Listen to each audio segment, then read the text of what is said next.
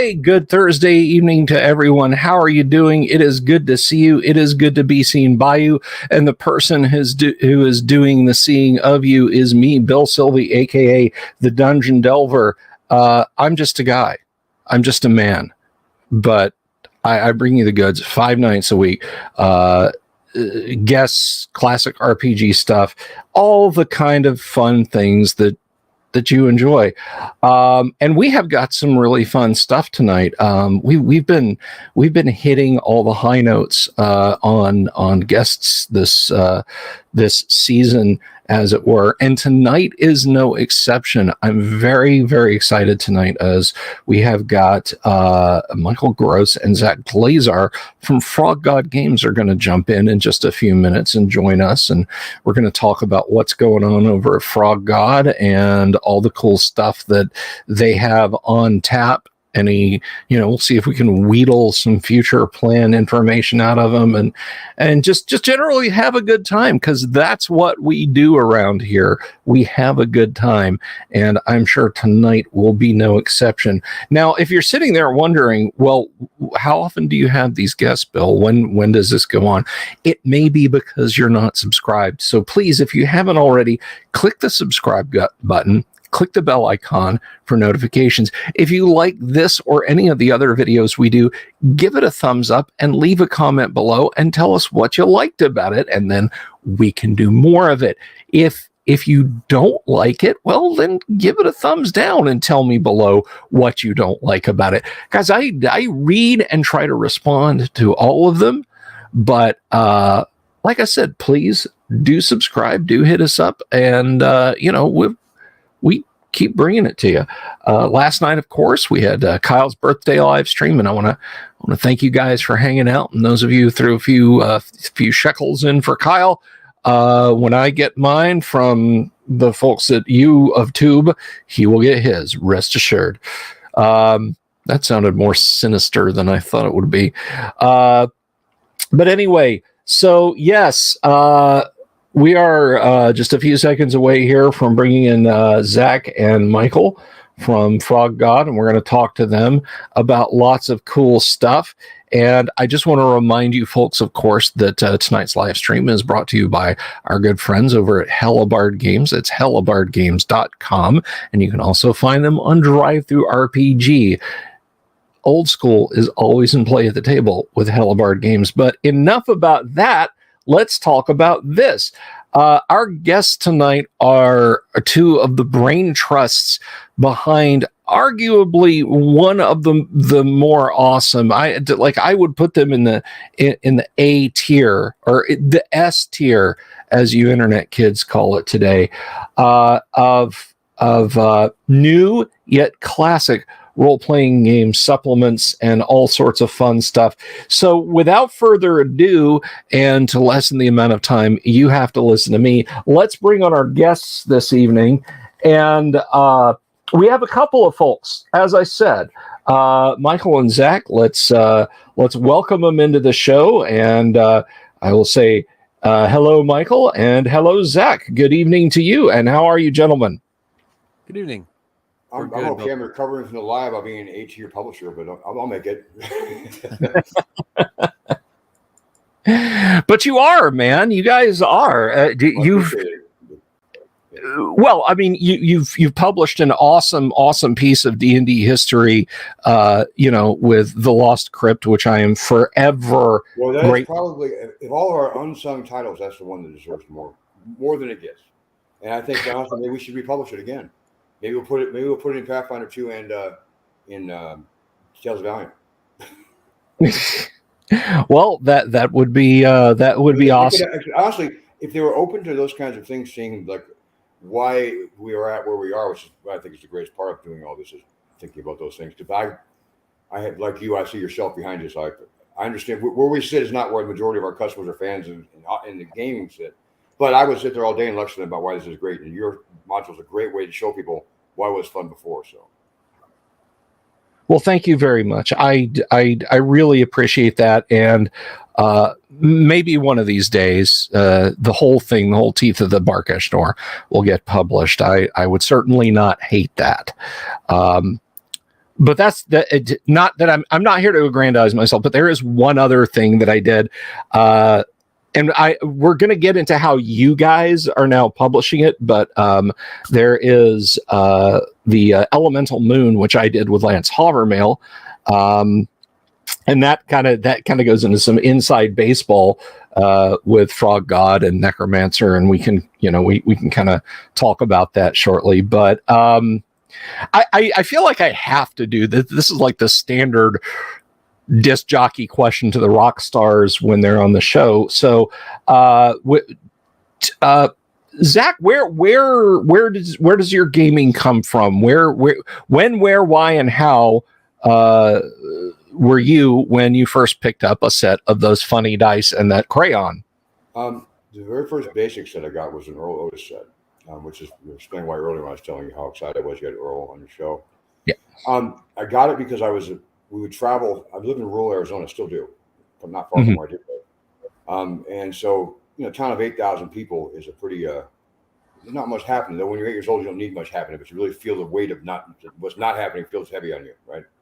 So, but we go to swimming meets in the bigger cities, and we drive down with groups. And because that's before seatbelts were invented, so we'd be in the back of a van playing games, and no one ever worried about us at all, which was shameful. Right. Anyway, so someone had a dungeon game, the long box, the first long box version that had the art from what's his name? Yeah, I'll remember. It's Holloway. Anyway, so the long box dungeon, I'd never seen anything like it. I played Monopoly, right? But I'd just been back from living overseas in about a year, and so I just started to see U.S. games, and something about the dungeon and the art on it, especially, but the game just was so exciting, and so I heard that was based on another game that I really needed to play, because you know how a 9-year-old's authoritatively would tell an 8-year-old exactly what it is they're missing, and we listened. No, my mother actually bought me a set at a Mervin's or something, some kind of like, you could get your scouting knife, your bras, and your handbag, and your D&D basic set all in the same place. And I got it, and I was hooked. I had no idea what it meant. I didn't have a clue how to play. I never played a game of it.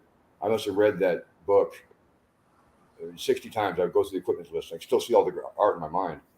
But from there, I picked up a copy of AD&D, the Player's Handbook, and the DMG for Christmas. Oh, and Alan Hammock's Ghost Tower of Inverness. That was the very first gift I got at Christmas for D&D, and I still remind my mother of that now I'm stuck hanging out with him all the time. It's terrible, Alan. If you're listening, it's awful. Awful to hang out with you. No. And from that on, I was a huge into D&D, and then Merc for a while, and lots of stuff in the 80s. Went to high school, played some, and then stopped playing completely. Went to the military, and then never picked it back up in 2012 when I wrote Whisper and Venom, and I thought I would release it as a one-time module, sell 20 of them, and considered bucket list checked. But it's 10 years later, I'm still here, and we're still selling more Whisper and Venom. So I'm lucky. Bill Webb, who started Necromancer Games and Frog God Games, bought my company that I had independently. It was a one-off thing that most companies don't get bought; they get just absorbed. Mm-hmm. He was kind enough to basically stock swap with me, so I'm an owner now. I'm now the second highest shareholder at Frog God Games, and Necromancer Games is one of our corporations. So now I talk about games all the time. Again, I don't play them anybody. I talk about them all day. Ask Michael. It's true. I can vouch for that. All right. So, Michael Gross, identify yourself. Oh, let's see. I was first introduced to D&D in third grade when my classmate Kellen Simpson, hi Kellen, thank you wherever you are now, was rolling dice with a classmate. I wanted to know what they were doing, so I checked it out. She said, well, tomorrow you can roll up a character. Didn't know what that meant. So the next day I roll up a character. Well, here, I didn't realize until many, many years later that I was playing OD&D because she was not allowed to bring her dad's books to school. So she had hand copied them into a notebook and then brought that to school and ran her D&D that way. So she was allowed to bring in the TSR catalog, though, and she flipped the pages to where the Earl Otis artwork of the BX boxes were, and she said, here's the basic book. If you want to get this for home, my dad says, get this. And I can remember to this day taking my dad to Woolworths to pick that up. But, you know, my parents were a little scared at first because I didn't heard of it. My uncle played it, so they asked him. And he said, well, you guys play board games all the time. Buy the Dungeon board game, that same one that Zach referenced. And if you guys don't have a problem with Dungeon, you won't have a problem with Dungeons and Dragons. So that's how it started. We played Dungeon with my parents my brother and I, he's a year younger, played with him all the time until we got the dungeon box. And then that was what kept my brother and I occupied at our grandmother's while they were away on a skiing trip. So yes, you made lots of characters, lots and lots of them. Yes. Well, I couldn't kill his thief. His thief ended up. We moved a year later, and when we moved into that town, everybody's playing AD&D. So we had gotten into B and X and played. The other kids that were already playing that in the first town, and then after we moved, everybody in that town was playing AD&D, and they talked me into becoming the DM. He's like, "Oh well, the old DM moved out last year." Like, yeah, nobody else wanted to be the DM. That's how they wrote me into that. So eventually, we got the AD&D books, and I became Dungeon Master in that. And we converted my brother's character over, and I still wasn't allowed to kill him. Well, I tried, but he was just a good player. He's one of those players that knew when to cut his losses and escape, and he was a thief, and he always let the fighters go in, and then he'd sneak back behind the magic users, and if people started dying, he was gone. Well, there you go. Yeah, that's the Errol Otis box, the one I held up earlier. This thing, the only basic set. The rest of them are just imitations. You're darn right. I'm not going to step into negativity. I agree with you though, Zach. That is the real deal right there. It was mine. That's all that really matters is if you're born within the 3-year stretch that I was, or 5 years, that would be able to be the one. If you're born 2 years after me, deck me all the way, man. Right. Right. Yeah. Right. I mean, there's those crazy Holmes people, but they have those cutout chits too, where they know. Yeah. But let's be completely honest. With Gary's editorial thumb on Holmes, it was essentially an ad for AD&D. It was. Yep. But we all had different versions wherever we could claw together. It was kind of like the Clampett family plays D&D when we were young. And so we had book here and book there. And so we had the Holmes basic rule book, and we had the Otis rule book and the expert set. And then we had just the player's handbook only, right? Nobody had any money for Monster Manual. We had World of Greyhawk, but no map, right? So it was a really eclectic bunch, but we didn't mind because I think that we are so focused now on, well, is it BX compatible? Well, I don't know. Is it? How much did it matter to you before, and how much does it really matter in your game today? And I think that, and if I'm going to pick a system for new games, we'll talk about it. But OSC I love because it is BX to its very, very core, to even though it has bones. But fundamentally, I had the experience of playing that from a player versus playing as in Osric or Dark and Deep. And pick a great clone. There's so many of them. I think the player experience is fundamentally the same when it's a great game.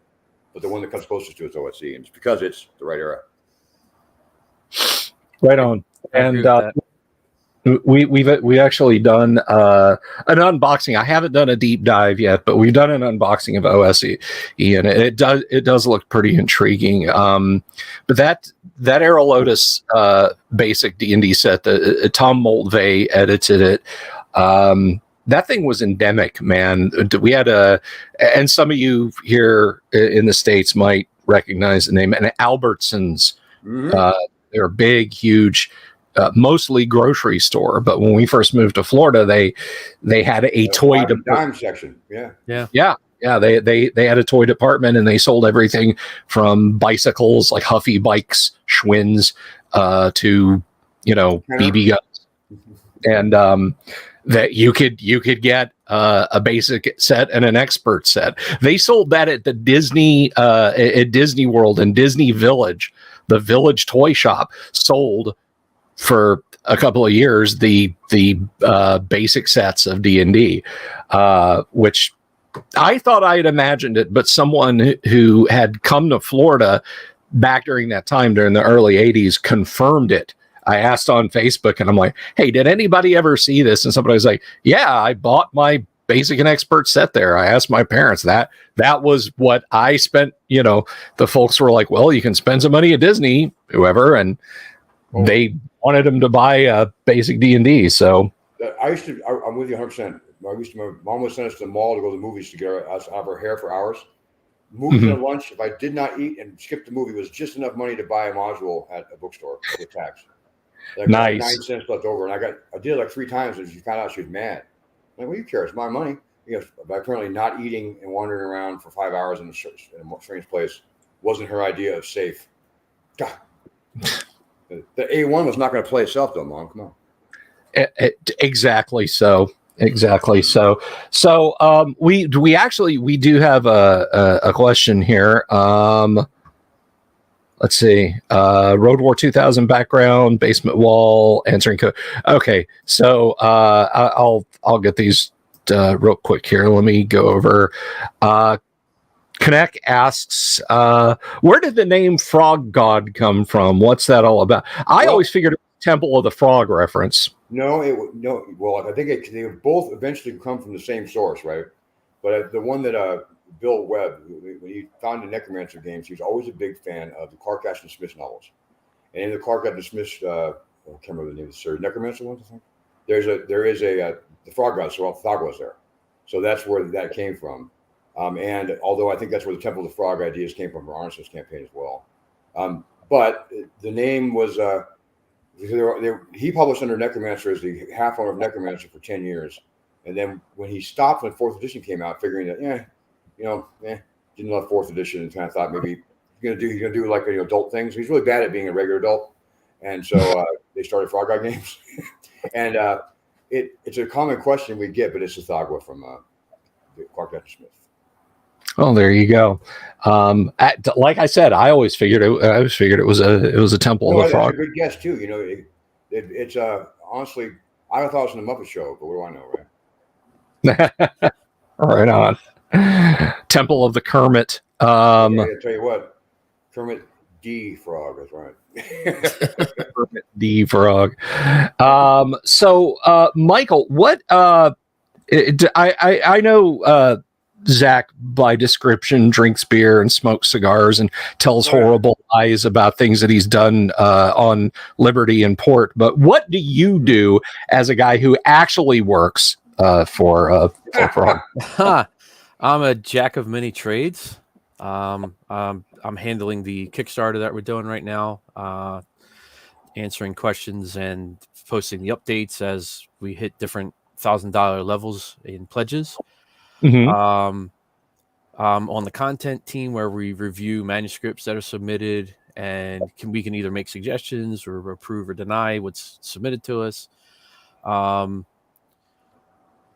to remember all the things I do. I take notes on our meetings to make sure that certain things are addressed when they're brought up in the meeting, so it's not just mentioned and then lost. I'll comb through recordings of our meetings to get salient points. He's a certified accountability specialist because no one's accountable to him, but he can make sure everybody knows that they're accountable somewhere. But he's follow through stuff. He's gonna downplay it, but like he's also key to our OSC. Some of the decisions we make about what we're going to sell, because we figure Michael doesn't want to buy it, many of our customers don't. So he's a local canary in the coal mine for that. We had a meeting yesterday all about a strategy for old school games, and he was there not to take notes. So he'll downplay his role, but it's important. Yeah, it feels weird not having the pen and notes in my hand right now. So. Oh, there you go. Somebody get this man a crayon and a piece of construction paper, please. Or dice, or ink some dice. That's what you do in your spare time.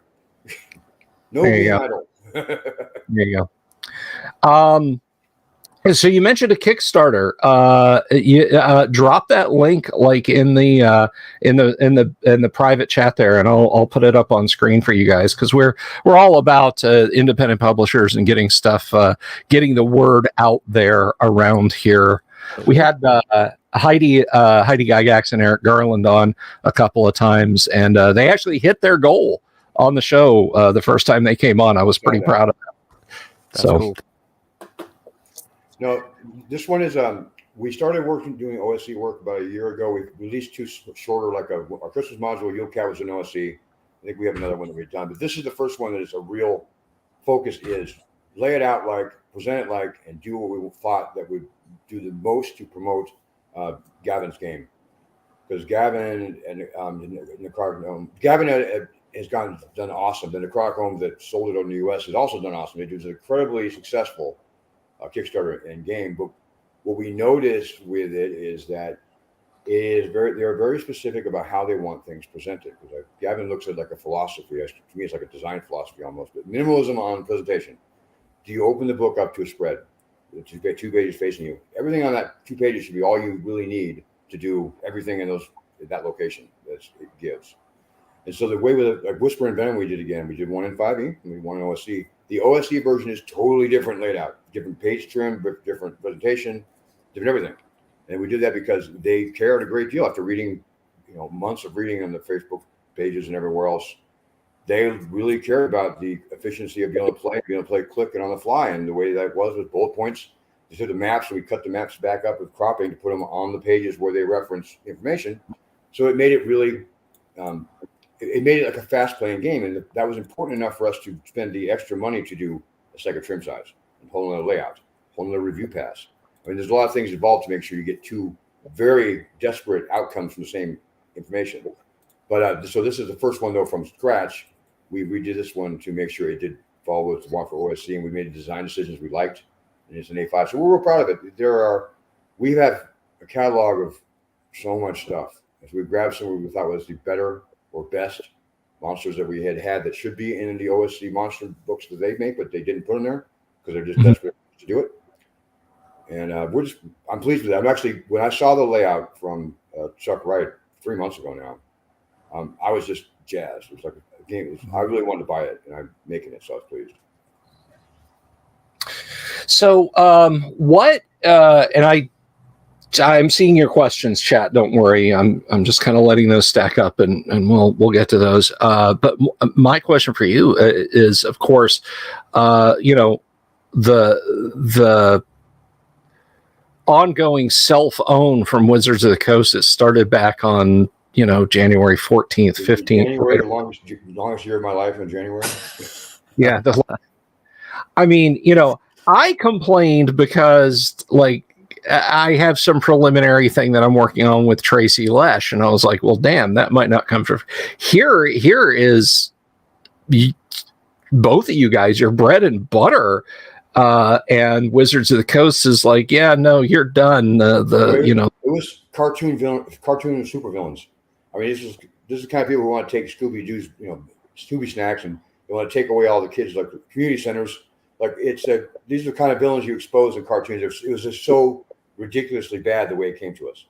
And the day I found out, the day they delivered me like $200 in Wizards of the Coast licensed figurines from the old cartoon. I've never been less happy to see Presto in my life, right? Yeah, it was a long month, and we had to do a lot of things to prepare. But one thing I was not prepared for was how much support we got from people who were either our customers already and bought stuff that sometimes I think for gifts that they already had. People who had never heard of us to come just give us support for being a third-party publisher, and just a lot of under the table enthusiasm to make sure we could do what we were doing, which was really gratifying because there were days I wake up like, man, I am too old to retrain to do anything with the skill. My skill set I have now is limited. It's great. I think I do pretty good of a job, but I am not going to go into anywhere locally to me. So what can you do? Like, well, I can tell you what kind of elf is the best kind of elf to put in this. I'm the hero at trying to take old languages and try to make words that are simulacrums of them, so I can make magic items after them. Like those aren't really easy to go and for a new career. So it was nerve-wracking. But everybody who worked for us worked real hard. And we're really cool about, hey, we pay like Bill Webb and I didn't take $1 for it, still have it for months because we have 44 people we pay via PayPal or various other methods to don't rely on this their whole income, but they rely on us to pay for their car insurance. If you have a guaranteed income from us for 2 years, you're making and you make that much. It's really a kick in the shins. I'll say shins, family show. Kick in the shins when that's gone. So we made sure that we would use the money that people support us with to buy more things. And we have lots of things now in the pipe that are because of this. And we're eternally grateful. And I'm just grateful that none of my employees, they're basically like my family, because it's the only people I talk to all the time. None of them had to actually kick back or suffer because of decisions that were made way above our level, and for reasons that are you only figure out in the abyss, man, because they don't make any sense. they do, but not for any reasons that from us. From our perspective, we weren't a threat, but we certainly were a target. Indeed. Yeah. Indeed. I mean, and my mindset during the thing was, look, you can tell Wizards of the Coast can tell us our high value target is not Frog God Games, it's not Hellabard, it's not even Hilltop. But yeah. Yeah. Mm-hmm. Yeah. But the fact of the matter is, your high value target is in the same town we're living in, and you're carpet bombing to try and get them. Yep. Yeah. Exactly. The guy fishing off the pier in Hiroshima wasn't a high value target for U.S. either, but in the end, we were going to get whatever happened to it, because we unfortunately, up to that point, we've been so reliant on the OGL because we believed that they took their word for it, and we took what they said and written down a contract as being honest. Those are things that we thought were fundamentally, what you would do as a business person. But we were apparently, when they were going to deauthorize it, we were shocked. I had spent a lot of time on. I know you know my attorney Ty Beard, my all attorney at Frog God. Yeah. He's effective. You can say many things about him. He's a nerd, but he likes the wrong kind of stuff. He has bad taste in TV movies, but he is very effective at his job at litigation. And we're working with him we're going to answer the hard way first, but then he became part of a group of other companies that work together. And I know Mark Greenberg and Alex Cameron helped work out to where we were feeling comfortable that we could find something that would work. And then the day, though, I went up to Seattle to see Bill Webb, my boss, our headquarters in Paulsville. I mean, literally, I was going there. I can say it now. I couldn't say it then. I was going there to figure out, what do we do if we have to shut down? How do we do it equitably? Because we're a private company, so we have shares, but they're not tradable. We have assets, but they're not easily sellable. How do we do this? And then that day, I was supposed to have that wonderful long call with Ty on the phone, Bill on the phone. It turns out that this day they announced that they were going to go ahead and put in the Creative Commons. So my day changed significantly, got better. Now, am I happy about all this? No, it took away about 20 years of my life in terms of lifespan and at least 500 hours of sleep. But in the end, I learned, one, we have a better community than I thought we had. If you're so deep into it and you only see the stuff that you're focused on, it can seem like we're gritty and we don't like each other. But for that whole one shining month, I loved everybody across the entire industry. Every player of every game, they were my brother. And I think some of that still exists today. I think some of the stupid divisions we had are less important than knowing that we all want to play the same game. Yeah, and I think I saw a lot of that unity. I saw it. I'm not fishing for compliments from you guys or from the audience, but I mean, this is awesome. This is Bill Sylvie's TV Funhouse, right? I mean, this is cable access. This is about D&D. All right. And I went to bed on the 16th with 1,500 subscribers. I woke up on the 17th with 3,400 subscribers. Well, I saw you just. Mm-hmm. Yeah.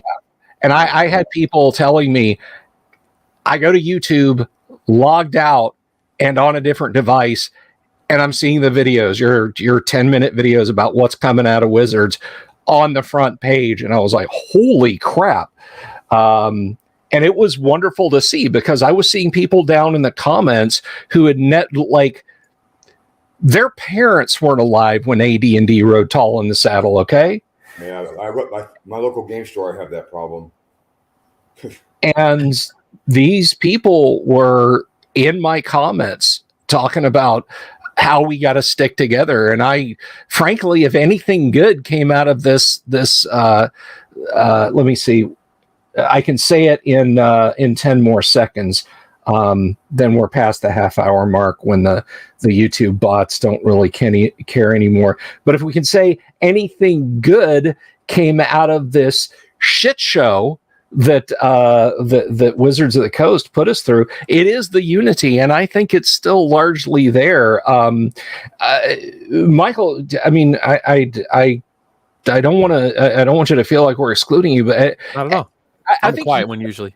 You and I are on that outer ring. I mean, it sucks for you and I. It's a world-ending event when you get up to Zach's level. What were you seeing during this?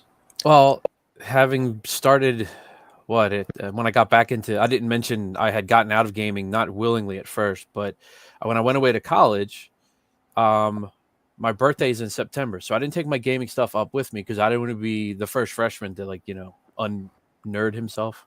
So, so I kept it home thinking, all right, my birthday's it's in end of September, so I would just grab my stuff when I went home for my birthday and bring it up. I couldn't find anybody who said they played, and the part of the problem was the dorm at Seton Hall University. The dorm there it's all freshmen in the one dorm. So everybody wants to reinvent themselves, be cool, don't want to be who they were in high school, or if they were cool, they want to continue that trend. But so I couldn't find anybody who played it there. So I put it up on my parents' attic, and there it stayed for 10 years. And when I got back into it in 2000, I got back into it with my brother, who had just gotten out of the Marine Corps, my first wife, and our younger sister, who, like you were mentioning, there's people who were too young for when AD&D was tall in the saddle. So our sister never played with us because she's 11 years younger than me. So we decided, rather than go up in the middle of June to our parents' hot attic, we would just buy the 3rd edition books and learn the new game. And after a few years of that, I started to experience DM burnout and ran to a place called EN World, where Gary Gygax had a Q&A, and he led me to Cows and Crusades, and that eventually led to my getting the writing job, as you did, writing for the Eggsboro Project. Mm-hmm. And through that, I met Lori and Don McVitie of now Hellebarde Games, as well as some other, shady but cool guys in the OSR now. Chenault? Yeah, he is shady. Yeah, Steve Chenault, who I got to meet at TrollCon East back in 2011, shortly after I remarried. So it was cool seeing him in the flesh after being on the troll boards for, I guess, 8 years at that point. So that's, when I got back in to the game, it wasn't long after that I started, I got recruited. And then, of course, my first wife's health declined, and I had to resign my position with Troll Lords and with Tri-G, Gary's company. And, of course, I was still allowed to see the things going on behind the scenes and the secret forums at Troll Lord Games boards, and kind of be more like a cheerleader and a consultant than anything else. But, when you've got that camaraderie with Wizards at that time through the D20 license and 3rd edition, and then to see, 20 years later, I jokingly posted on my Facebook page, at Exodus chapter 1, verses 8 through 10, the Grognard version. And a new executive board rose over Wizards of the Coast who did not know Ryan Dancy. And they said to the people, look, the people of the TTRPG community are greater and more numerous than us. Come, we must deal shrewdly with them, lest they become many. And when war happens, they also will join our enemies and will fight against us and go up from the land. So there you go. The Grognard version. Well, that is that. I wish the Dungeon Minister were here. He's got a great channel, by the way. For subscribe to my channel, please go check out the Dungeon Minister also. But he's got a he's the Dungeon Minister is an actual title. He is a minister. I would have loved for him to heard that. I'm going to have to clip that and send that to him. But I mean, yeah, from an end user perspective, I think Wizards of the Coast just expected the end user community to sit back and go, it doesn't matter because we're not doing our own thing. And because it confused us with video games. It confused us with video games, which grew in people in living memory. People play those by themselves, even if they play them online, right? They don't realize, I think, that the tabletop involves lots of playing at a table with other players that are fans and friends, and you build social networks. And they took a big, giant sledgehammer to everybody's social network and, kind of like reorgs from Dragonlance. Bang! And the dust went away, right? So I think that they didn't really know they didn't understand their community at all, and that showed. And that's surprising, but not super surprising, because the big money isn't on tabletops; it's behind screens, and they know that, they wanted that, and they could see it, they could smell it, and what they wanted to make was super cool, and I wanted to buy it. but they weren't going to do it. Not at the same time after they ruined it. I think the system they imagined for VTTs was amazing and not possible with, I think, the experience they had. They've never successfully released something like that. What they wanted to make was great, but the way they were going to do it was going to put me out of business and make everybody I like go poor, become poor, and make me mad. It wasn't as popular as a decision as you think in my house. So, yeah, and you know, it's like I said, it's a situation that had far-reaching implications. There's been so much stuff that I again, speaking for myself, I went from this is going to be neat. Tracy and I are going to do this book, and then we're going to kickstart it to do I need to hire an attorney? You know, I can recommend one. Yeah, that was the pivot. I tell you, I've had Ty on the show, and I explained to Ty, I am terrified of anything to do with the capital L law. You know, I just I don't want. It's like living next to a nuclear power plant. It is safe by many layers of lead, steel, and concrete, and I'm good. Just don't ask me to step into that space. So yeah, I went in wait and see mode, and that's what begat the videos. And you know, I guess at 4,000 extra 3,000 extra subscribers. That's a lot of people, though. I mean, when you think about that, that's a lot of people, and it's not like the space is empty. There are a lot of people they could choose from, and you of all the people I've watched or out on my feed, yours just bumped the most, like in one day that I thought I'd seen by percentage. I was impressed. You had Ty on there. I'm not impressed, but not having Ty on there, but getting all the subscribers, I'm impressed. Yeah, well, you know, it's I spun the million spaced wheel of fortune for the algorithm, and I hit it just right. But it's true. What makes that actually, we laugh, but what makes that awesome is the fact that you're not anybody's in-house, you know, publication or in-house like promotional thing. You are writing as a fan, doing fan things, and have been doing so for many years, and you got the recognition that comes with the authenticity that is, right? And I think that I'm glad you got it, because some people don't sometimes get it, but you did, and it was well deserved. So it's cool. And I'm glad. The thing is, I'm glad that you got to. I'm glad you experienced part of it. I don't know if I can release this and I gotta get a lawyer versus I might go broke, and they want me to be destitute. But the thing is, I'm not even the target. But that's what it would have been bad. But it's not now. And the thing is, I'm here talking about it. I can laugh, but I have my company's better because of it. So I know who's on my side always. We make better stuff. We have more clarity on something that we thought we did that now we do. And you know, we make books again. That's been really. We spent about 2 months talking about everything but all day, every day. Yeah, and then on our end, the store crashing a month after that was that made 2023 a hoot.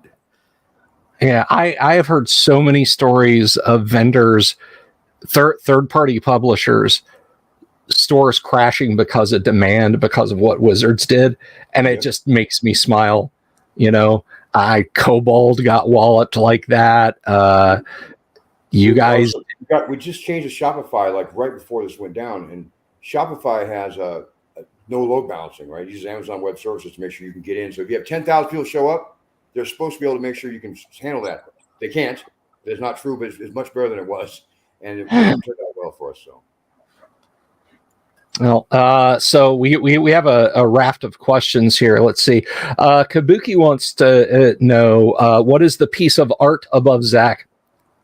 Oh, that is a map done by Kafir Mendel, who has done fantasy art. He does them on buckskin, and they're actually the originals he does are probably worth thousands and thousands of dollars because of the quality of the skins. One's a map of Hobbit map, one's the Lord of the Rings map, and one I think is a map for Numenor. They're all done though. The originals are all painted using actual Stone Age materials.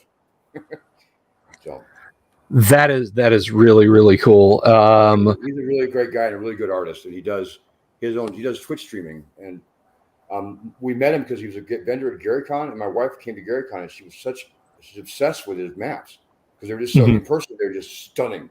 I mean, now mind you, it's a niche. I like to put niche fantasy setting maps onto deerskin using primitive tools. It's not the calling that most people have, but he does a great job. So that's who it is. Kafir Mendel. He goes by Cave Geek. You look him up under Cave and Geek. Right on. Kabuki has one for Michael.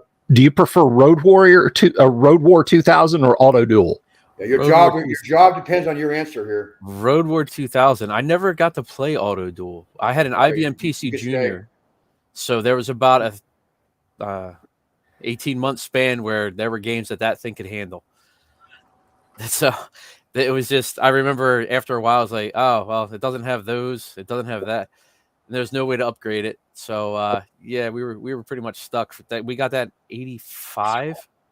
And I'm still using it my senior year to print my reports, for all the papers that you do senior year of high school. So that was fun waiting for the dot matrix printer to print everything out. Yeah, listen to that thing grind back and forth for an hour to a page. Exactly.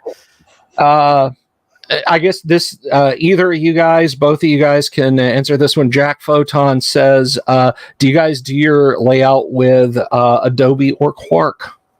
We only use Adobe because that's the standard between designers. We have a number of people we have that do layout, and we have to.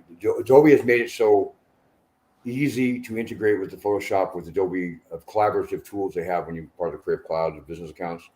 We don't have the ability to go the other way, though.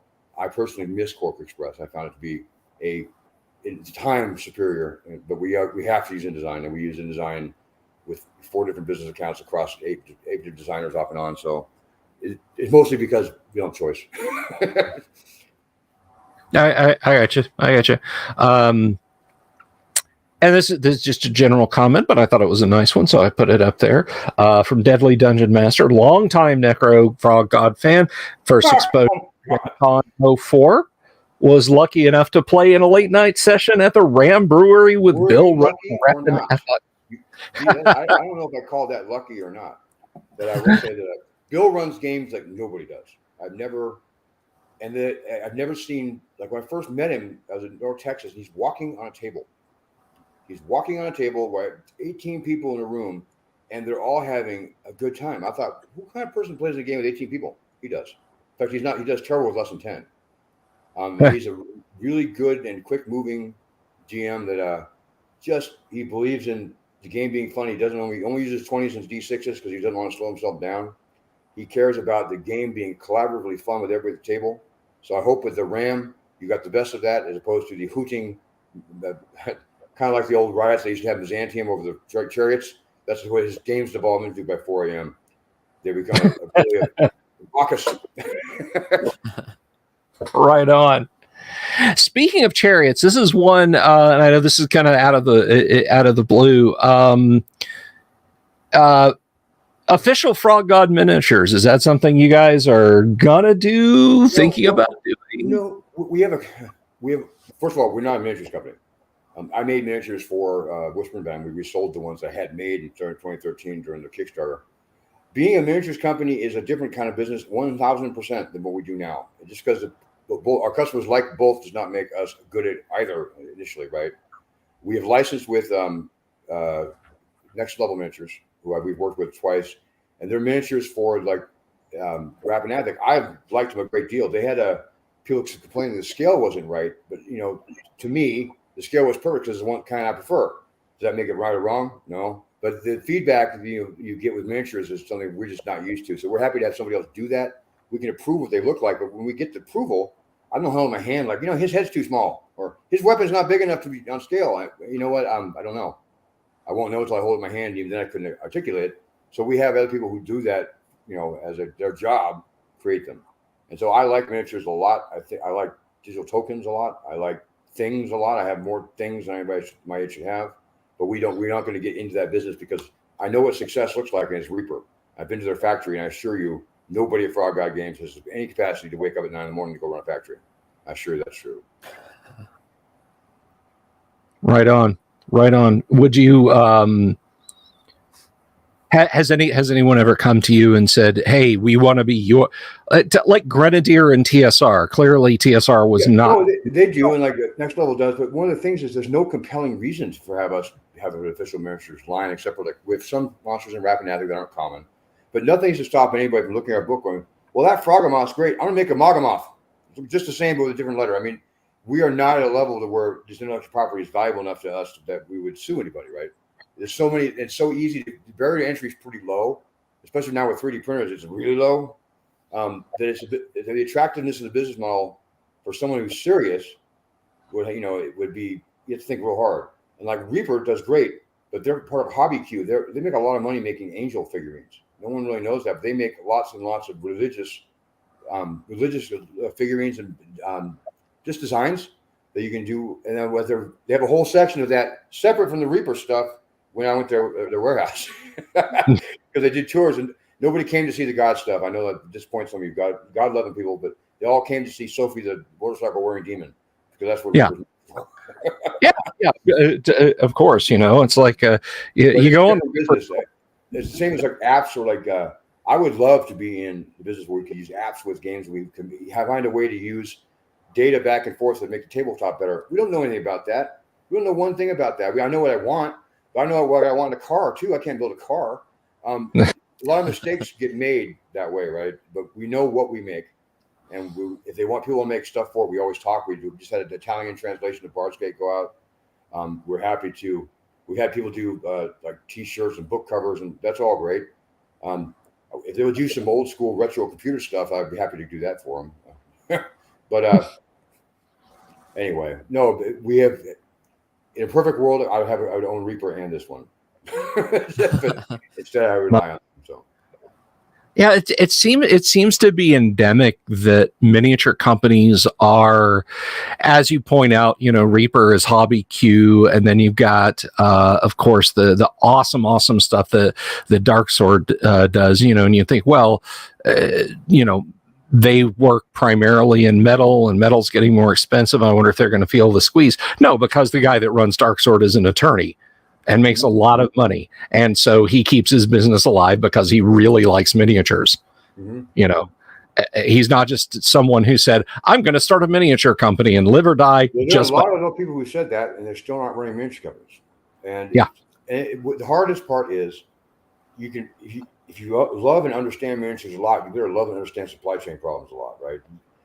Every company that can compete at some point has to turn in the 20-sided dice for their spreadsheet and doing the boring part. And that's what I do at Frog Guy. That's my primary role now. Is that okay? We can do this, should we? And sometimes it really is a gamble. Thank God I play D&D and understand statistics, so I know that I'm probably gonna lose this. And we can occasionally get a win out we really like, and sometimes it doesn't work. But entire new avenues of business I'm too late in my life to learn enough about something else that I'll have the energy to keep actually work at it when I'm done. So. Yeah, I did IT for a good chunk, and I am so far behind the curve. Oh. I mean, I am excellent at it, and I will get you my resume to do remote work. We'll pay you now.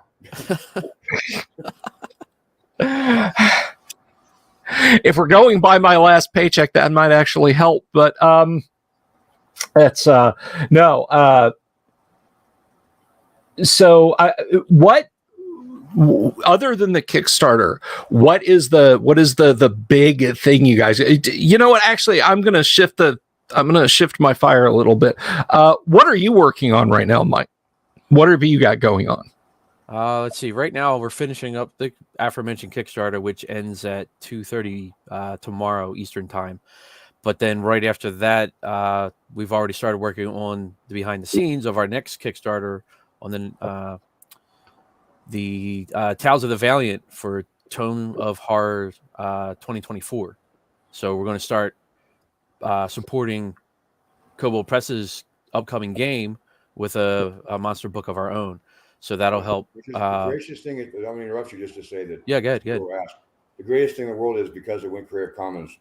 We've been in touch with them a lot, and a lot of the things they thought they had to change for sure to make it OGL friendly, they didn't have to make. So it's very 5e compatible. So we're excited about that. The game is real cool, but it's both 5e and Tales of the Valiant. I get asked that all the time. So sorry, Michael. Go ahead. No worries. So the prep for that's going on right now. There are other things that I do. Fulfillment on Splinters of Faith Kickstarter. We've been wrapping that up and getting things out. There's a few folks that there were some issues that need to be cleared up, but otherwise, Splinters of Faith was something. So when these Kickstarters fulfill, I'm behind the scenes pushing the buttons that help the gnomes and elves get things out to our backers, and then helping with sorting out manuscripts for upcoming projects and seeing what we're just getting stuff into the pipeline as they come down the. I kind of feel like Lucille Ball with the conveyor belt, and I'm hurriedly tinkering, and I'm in this position. Well, and you're not dating yourself. not at all. My parents watched Every Three. Lucille Ball reference by nature as it dates you now. So. Yeah. I'm older than I look. I got the joke. Portrait in my attic that ages. So so that's basically what I do. I'm different positions along the conveyor belt as we get things out to our backers and customers, and it's a lot of fun because my gaming path was like I said, started BX, went to AD&D, went to 3rd edition, Castle Crusades, now back to AD&D, and then now I'm back to BX through Old School Essentials. And what I love about their Advanced Fantasy, I'll shill for them a bit, is the fact that it's BX with a lot of the AD&D options, but in a way that it's not as clunkily pushed together as what we did as kids. Gavin's made it a lot more seamless in bringing stuff that are options for AD&D into BX. So I'm really enjoying the Advanced Fantasy game. I've got my wife running a solo campaign that we started when she finally got into the hobby in 2016.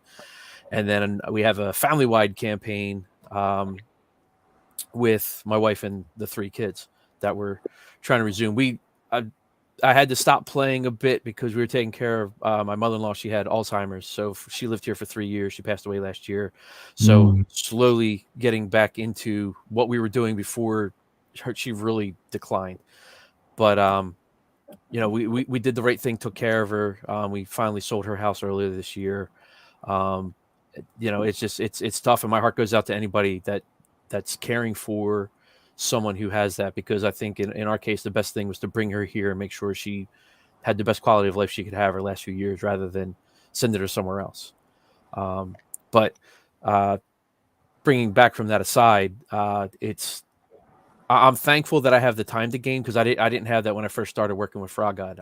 My gaming talk was like Zach says, I don't play so much, I talk it. But in the last year, it's been a nice solve for our family to have that playtime together, and then be together as a family and do the fun that I did as a kid with my parents at the Dungeon board game, and then eventually with my brother and sister playing D&D in our 20s and 30s. That's excellent, man. I mean, and I'm glad you found that that ground to stand on and hold on to with your toes. And it's in a situation like that. And I've been down that same road that you have. It's not really going to work through trauma on the Delver's Dungeon or anything tonight. But no, I understand exactly what you're saying, and that's a hell of a thing to go through. And I'm glad you were able to use that, and kind of get back up on the horse. Are you yourself specifically? Now, this is a question I've got for you. At this juncture, I mean, it's been more than a decade. What we wrote for Gary, you and I and the other folks, regardless of how far along they got it, that's ours once again. Right. Yeah. No. Laurie McVitie took over for me when I submitted everything. When I resigned, Gary said, Laurie McVitie's taking over, communicate with her, and then get the material to her. I sent it to her. She was gracious enough to send it back 6 years ago now, I think it was. Excellent. And it was just, I can't say enough good stuff about her and Don. They're just really good people. And I say that about, the great majority and the only ones I can't say it about are the ones I didn't really have a lot of interaction with. Not because I didn't know everybody, but I didn't know everybody. It was mostly the guys that had neighboring quadrants next to mine that I had to kind of coordinate when I had one side of the road and had to know what they had on the other side of the road, that kind of stuff. Dave Prada was one guy that we had to kind of coordinate what was going on, and just some great interaction. And then when I started getting back into gaming after my first wife passed away, it was just going to really sitting at Dragon's Foot and reading about gaming and getting back into it that way rather than playing a whole lot at first. And then my oldest, who's now 20, he wanted to learn how to play, so that kind of got me going again. Was running him and his grandmother at the time through things. So, but yeah, the camaraderie and the just the attitude of everybody in that group was just something special, and to have that back. I admit there must have been sawdust or something in the air as my eyes got a little misty when I received that back from Lori. Yeah. I mean, I'm not going to lie. I'm going to file some serial numbers off and change some VIN numbers and so on, and probably take mine and try and get it out there into the marketplace. Call Ty. He's good at that. I may. Ty is a good source. Although he stiffed me twice. Oh, he stood me up twice. He was right here in Central Florida. Ty, if you're watching this, I'm calling you out. Oh, I saw a picture of him dressed like Harry Potter. You didn't want to be around him. Ty was here in Orlando in April and was like, yeah, let's get together. We'll go to Gods and Monsters and have a brew and it'll be fantastic. Oh, I can't tonight, Bill. Okay. All right, that's fine. Well, it's Sunday night, and I'll haul all my Dwarven Forge shit, my AD&D, stuff, and my AD&D books over, and to your condo. Yeah, that sounds great. No, I can't make it tonight, man. So Ty. Yep. Ty. Anyway. In good news, Bill, I do know a publisher that we could talk to about filing those numbers off and getting your work out there. We'll be in touch. But there actually are a couple of questions stacked up here too. Robert Phillips asked, speaking of art, who does most of the great art for Frog God Games, specifically Tegel Manor? All right, lots of people. Artem Shikayev did a lot of Tegel Manor art. He did great. Now we don't get to use him very often anymore because now he does design art for Microsoft Xbox division. So as you can imagine, he loves us a long time, but he does not love us enough to take our calls for that. Every once in a while, he'll do a cover for us. He does great ones. But we have eras. Honestly, for us, Casey Christopherson, who's our art director, has been so for years and years. He actually recruits young people that are really. He'll give me go look at people's just art on DeviantArt. He'll recruit young people who think have talent. They work for us like fury for years. So we don't pay that much because we can't, but we pay a lot. We pay often. Okay. And so they get enough to where they're doing professional art things. So they kind of use this as a stepping stone to the next level of professional art. And we've had that happen. I've only been here 9 years. We've been through like 5 graduate schools of artists, and they're all great. And we have a few that stay and do art cover for us sometimes, but we're constantly having to refresh that with people who just are hungry to want to make game art. And it's not easy to do it professionally and respect yourself as the artist, get paid correctly, and also want to keep doing it later. But we've been real successful with that. So. Oh, Zach, I don't respect myself under any circumstances, even though I can't draw. But sorry, I guess that one fell a little flat. But I have, because we've mentioned Bill Webb more than a couple of times during this stream. This is the first professionally published thing I ever did, and I just got a physical copy of it earlier this year. Elemental Moon. I did that with I did that with Lance Havermail, who is an excellent author. And it's so weird to hold a book that I wrote in my hands so long ago. How did you guys end up merging back with, or what is the whole story of that coming together? I'll give you just the exciting parts. Like Bill and Clark founded Frog God based around the license they were going to acquire from TSR or Wizard Coast at the time to big 3rd edition stuff. They were one of the first licensees on the OGL eventually because Clark worked with Ryan Dancy to get that done. So they were right out the gate right there making the Wizard's Amulet that year. And then they made it under Necromancer Games because White Wolf did not have a license. And so they kind of got, hey, Swords and Sorcery Studios, we can publish your stuff for you, the hard parts, if you'll do the studio part where it creates the games.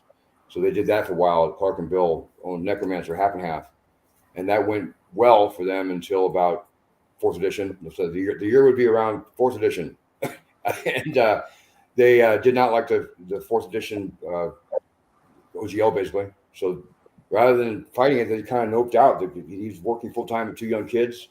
Clark was a judge in Coeur d'Alene, and so this wasn't their focus. So he took some time off of it, and then after a few years, he realized he couldn't be an adult very well. He needed to do something else, and so a book called Slumbering Czar came out, and he had to release it under something besides Necromancer because legally it was still 50-50, and for all the IP and everything.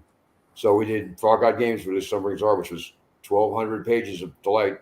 I had one page after the next. It was long. Anyway, so when they made Frog God, he was still able to use the IP from Necromancer by playing Clark or royalty that they arranged. But we would not do new things under Necromancer very often, occasionally. But in general, it was Frog God focused. But when about 2017, we bought him out for his remaining shares, just to be mostly because he didn't need them anymore. He wasn't following along. We wanted to use the Necromancer logo on things that we thought were in the spirit of the 3E stuff. And now we're doing it outright. So it's a separate corporation from us. We try to do releases that match it better than, we try to have our titles match a different kind of feel. Frog God's Lost Land, setting stuff modern. Necromancer Games kind of throwback old school and kind of rule books.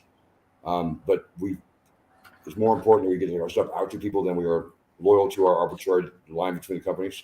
So. All right. Well, there you go. There's the end. Sport, but it's just not easy to do without sounding like we're just a bunch of jerks. So anyway, which could be true too.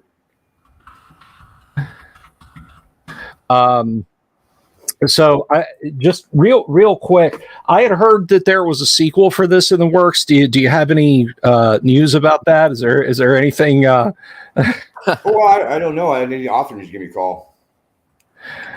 Well, what are you going to do? These flaky D&D creators, man. If I could tell you flaky stories that make you feel very good about yourself. There's one of the parts of this job is that people don't realize that making these games making a game for your table is hard work and it's a labor of love, and people love it when you're good at it. Making that game so you can sell it to another guy who can do the same thing is the rubber hits the road. It's hard. So we get a lot of people who actually want to do it and can do it, but when you actually have to do the parts that turn it from a great table game, great con game, great game in a game store to great game anywhere somebody buys it, is a lot of work and a lot of effort. I think people have real lives. Their goal is to make a game like this, but they did not know, not because they were dumb, because they didn't know it is a hell amount of work to do well. And we get a lot of stuff that comes in that we may or may not see. And I assure you, if you're concerned about the flakiness of the Elemental Moon stuff, they have nothing to worry about. You can tell that person that they're okay. Next time you talk to them. I'll pass that information on, and I can tell you directly the person who is supposed to be working on that will be relieved to hear it. Okay. Well, I'm glad that we know this person in common, this mysterious. That is, by the way, Andy Luke Crossness is supposed to be working on the. I don't know that I can I told you. I'm not going to tell it in public if I haven't told you. I'll tell you offline. But have I told you the Andy Luke Crossness pen name story? You told me. Yeah, I heard it. You can tell it. Okay. Yeah. All right. Then. Audience, if you guys super chat me enough to get some really decent beers, maybe I'll tell it to you on an open mic Thursday one night. But because as has been pointed out, I'm not crazy. I just don't give a damn. But I'm sober and I give enough of a damn. Alive. So there you go. What'd you say? I said you're sober, you're still alive, and not giving a damn that gets you pretty far. That's right. Don't get you out of those things. So. So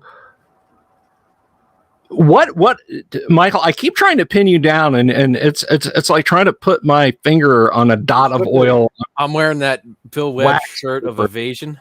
Yeah. You are. You are. and that comes with an attorney's phone number sewn inside of it, so you can just right in the pocket right here. Yeah, it's in the breast pocket. In case of emergency, carry this. Yeah. But what are you writing? What adventure-y fun things are you writing that are going to be awesome and you're going to publish soon? Michael, not what are you editing, not what are you taking notes for Zach for? What is the dungeon stuff? It's funny. I'm not a prolific writer. That I really hadn't written anything since the Eggsboro project. But I came up with an idea. It was originally going to be for another system back when we had different partners and a different focus.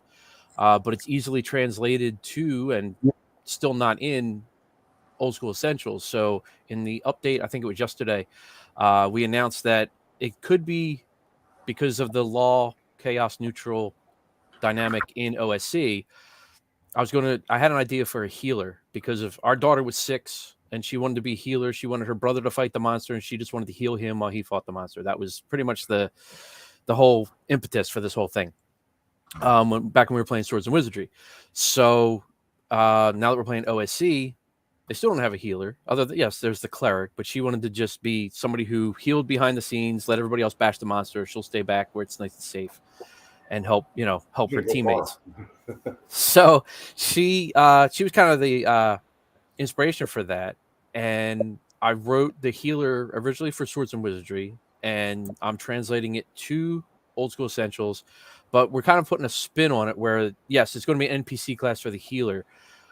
But there was an idea brought up where we could have this, pacifist type character that was half the character from Mystery Men, who's eluding me right now. All of his weapons were non-lethal. And Hanna-Barbera type cartoon stuff, webs and glue and oil slicks and that kind of stuff as this character's magic. So we're coming up with the Hospitaller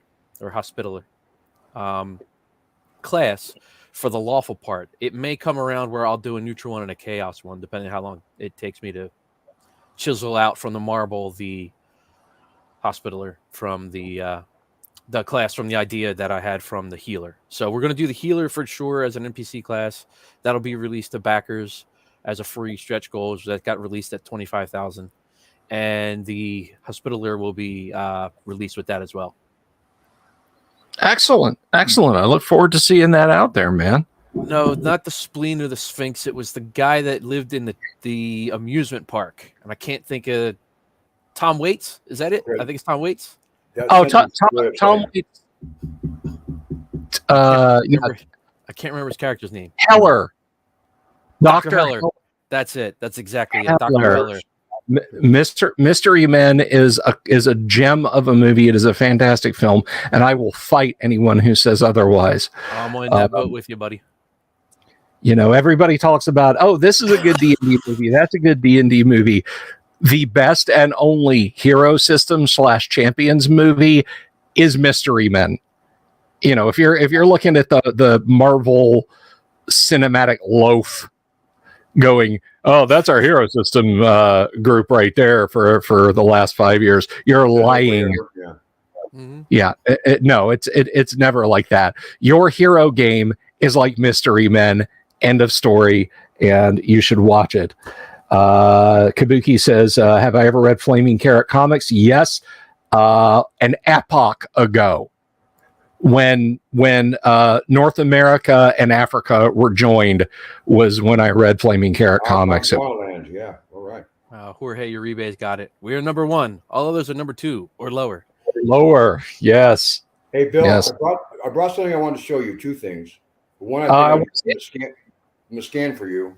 But I found this interview from Gary from Draka magazine in the 80s in Germany. Okay. Oh, that's too close. Yeah. All right. There we go. I thought you'd enjoy that because usually it's unusual. I collect foreign stuff. I collect all kinds of foreign role-playing games. And usually it's the same thing with minor changes and culturally, and occasionally the ads are better. They're certainly more fun, Japanese especially. But I thought that was pretty neat. But also, I figured I would share with somebody like you who understood the old days of the 80s was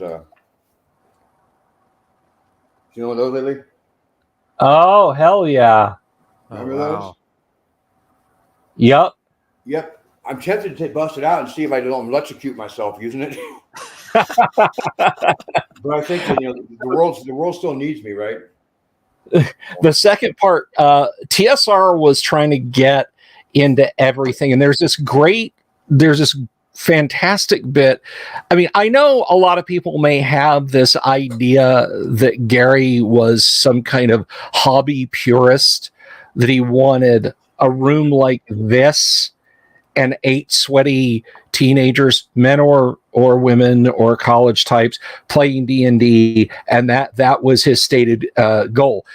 Gary wanted Star Wars level success for Dungeons and Dragons, and in the trailer for The Great Kingdom, which is on my YouTube page, you can go watch it now. They make much of that Gary wanted this to be as big as Star Wars, and to that end, TSR was going. Did you guys get TSR candy for Christmas in 82 or 83? I got TSR candy, TSR Trapper Keeper notebook folder. The Yep. rub off. Presto Magics. The name's unfortunately now, but the rub offs. The puppet stickers, the Shrinky Dinks. I collect all that stuff. I love the ephemera. I remember the the best copy ever of B3 in orange. It does not matter to me at all because I won't read it, don't care, never can afford it anyway. But I can still afford things like wood burning sets and tricycles and all that. Delightful. Yeah. So they had they were going out big, and one of the things was a wood burning kit.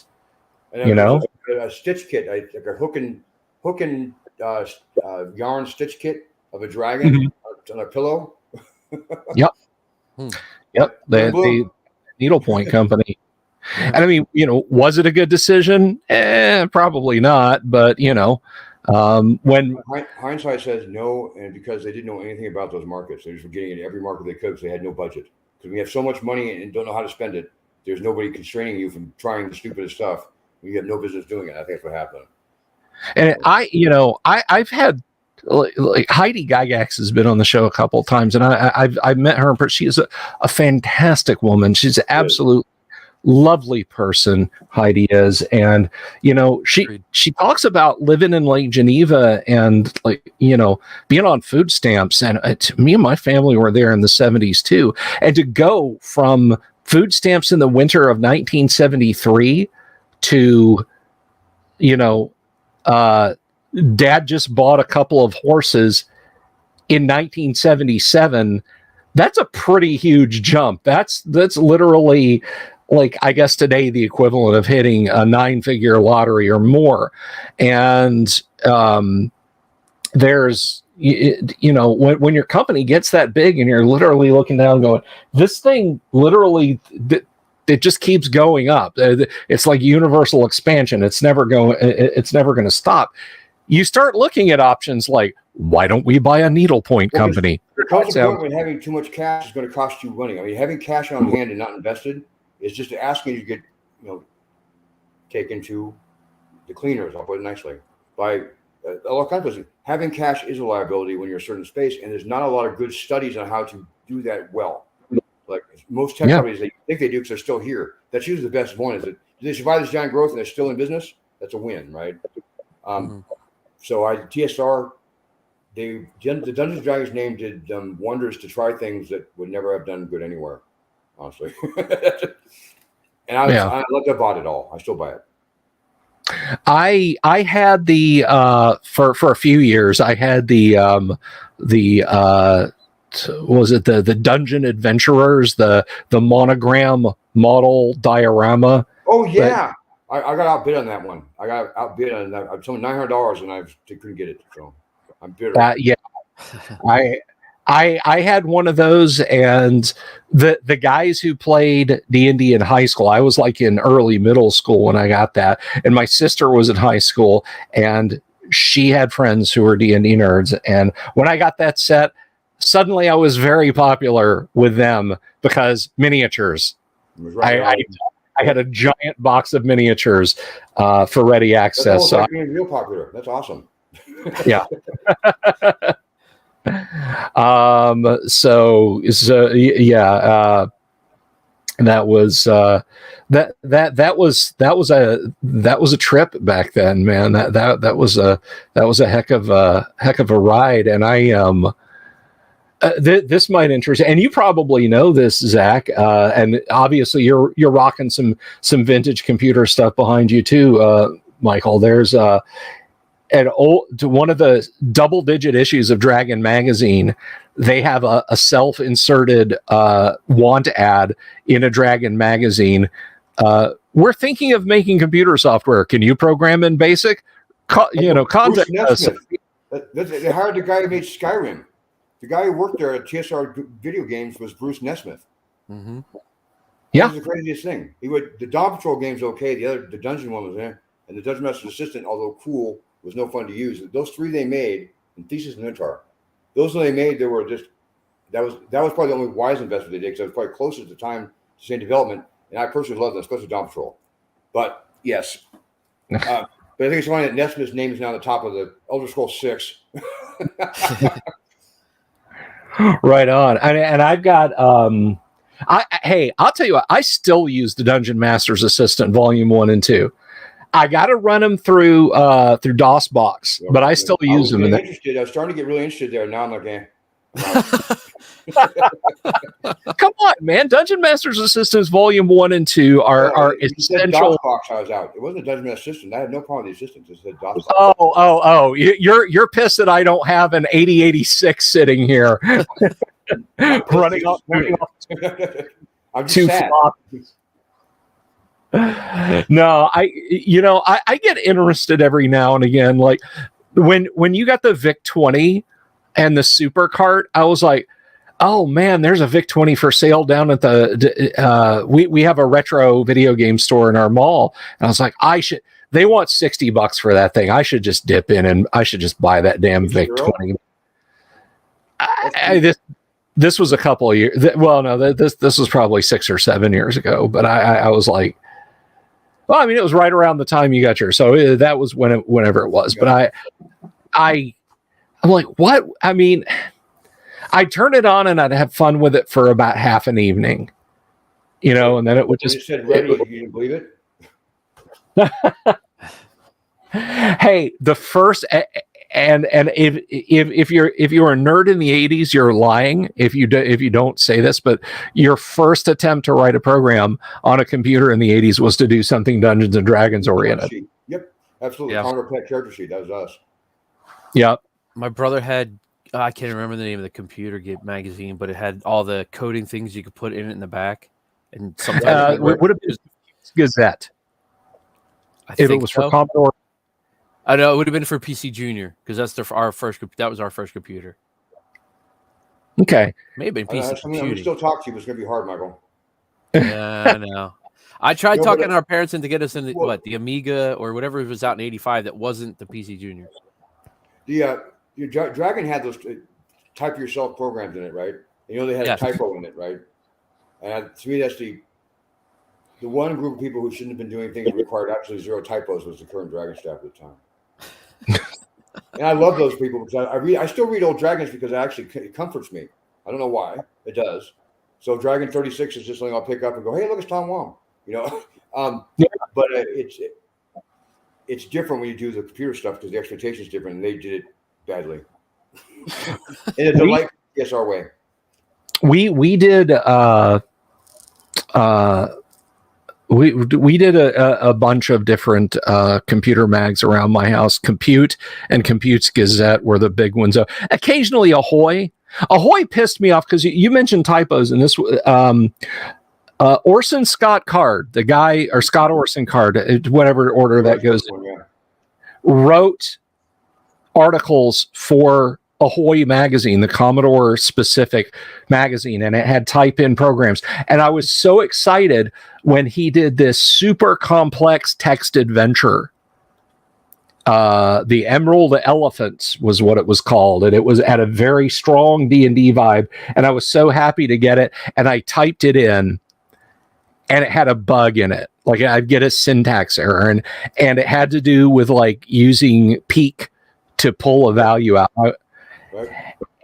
and I wasn't sure what it was doing and why it was bombing out like that. And I was so pissed off. And I didn't get the following issue with a typo correction. Ooh. So I never got it to work. And I downloaded like a stack of PDFs off some archive site. And I looked at like the next month issue there. We'd like to apologize to users who typed the in. was going the wrong direction. So they fixed it in the following issue. And I was just like, yeah, whatever. But type in programs popped up everywhere. There was a type in. Do what? I was like, people don't understand what a pain it was. That's how desperate we were for entertainment. We would type software out of a magazine to a computer that had no medium to store any of this stuff on. So we'd leave it on for days because if you turn it off, that was your hours of work out the door. Yep. And we were happy and we loved it. Damn it. My brother had a lot more patience with it than I did. I remember whatever program he did, he was like the @ symbol running around on the screen. And It's that was irrelevant like what the program did. It was not relevant what the program did. All the games were terrible. The program was put in there yourself. You had a game. Well, he got one to work, so I guess that's why I was impressed. I had lower Well, he expectations. didn't get from Dragon now, did he? No, I believe it was compute because that rings a bell. That makes sense. Well, I have a phone in my office where I do my frog guide work, and it's a Bluetooth connector to an old rotary phone that actually will ring now. And it freaks me out because I forget I have it turned on. But it's an old Commodore rotary phone. So I'll be in my office working. It will ring on the phone. I go, oh crap! And I go run to the phone like an idiot. Run the phone and pick it up, and I can't walk anywhere because it's on a cable. And like it reminds me of all the horrible stuff they used to deal with. If we think back fondly, when you actually go back, it's like it isn't as good as you remember. No, no, it's not. There was like a couple of weeks. I was working on a manuscript for something. This has been a long time ago, and just to try and steel myself, to try and make myself focus and concentrate on what I was doing instead of write a paragraph, watch a YouTube video, write a paragraph, read Twitter, write a paragraph, screw around on Facebook, and then and then pat myself on the back for having got a whole day. You work. So what I did was I set about, and I literally just got this completely bug fucking sane idea. Pardon me, this completely crazy idea, and I started typing it into an Apple Lisa emulator in Microsoft Works, in an Apple Lisa emulator, and it emulated a 5 megabyte hard drive and Apple's Lisa environment, and I was making good progress, and the whole thing just crapped to the bed one day. Yep. And just took everything you said all week. Kabuki has a question for me. Am I a morning writer or an evening writer? Evening, without a doubt. Without a doubt. Let me tell you what. Michael, you were talking about Don earlier. One of the best things, and I'm not. You guys are my guests, so I'm not going to launch into the multi-volume story of getting to know Don McVitie, but other than to say he's a fantastic person. But I got into writing for information technology publications thanks to Don and thanks to working with Gary, because I wouldn't have met Don if I hadn't been working with Gary. And Don hired me on to work for Information Week and a bunch of other magazines. And I get every once in a blue moon, I'll get an email about an article that I wrote back in 2005 for Info Week, and people are like, "You're the Bill Sylvie D&D guy. You're not the same." Oh, I love it. I'm the same guy that wrote about secure RSA keys and back at the turn of the century. Yes, we're the same person. But this surprises you can't surprise that many people. I mean, that seems like an overlap that's fairly commonish. The Venn diagram is nearly one circle.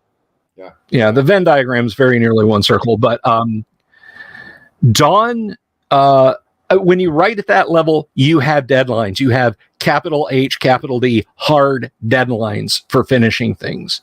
Not, I want it Tuesday Tuesday can mean any of the following 4 Tuesdays. No, I want it Tuesday, the 22nd. Either on Tuesday or on Wednesday, I don't have to think about you ever again.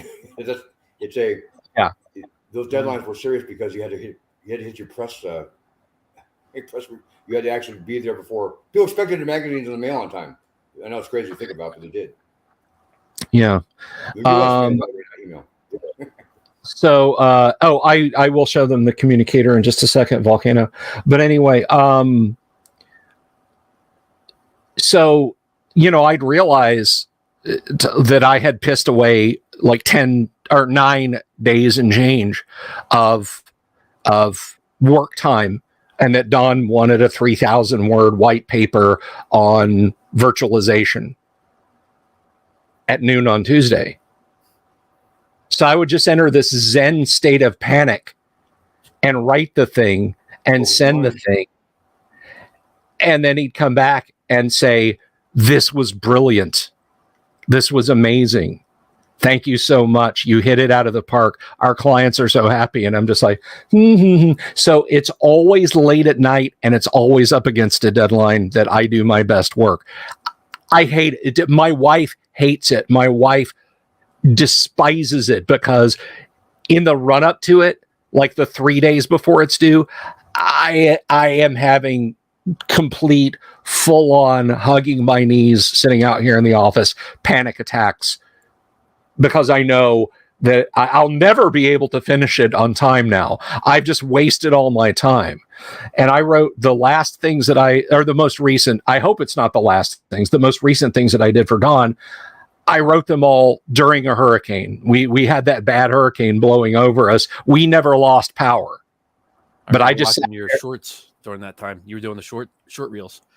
Yeah, I just sat at the PC and just entered that Zen state of panic and just did paper after paper after paper after paper. I sent it off to him and he came back and he said, our client's really impressed with this. Thank you. So I was like, I sympathized with the writing of the updates for the Kickstarter.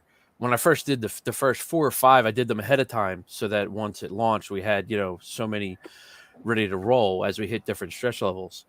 And then I kind of went through a writer's cramp or writer's block where I was like, I don't know, I don't really have anything. And then we hit the next level and it was, because I'm under that pressure like you talked about, it was just, I shot it right out. And then it's pretty much been like that with most of them. And then I knew the last 48 hours of a Kickstarter is when it gets real crazy busy again.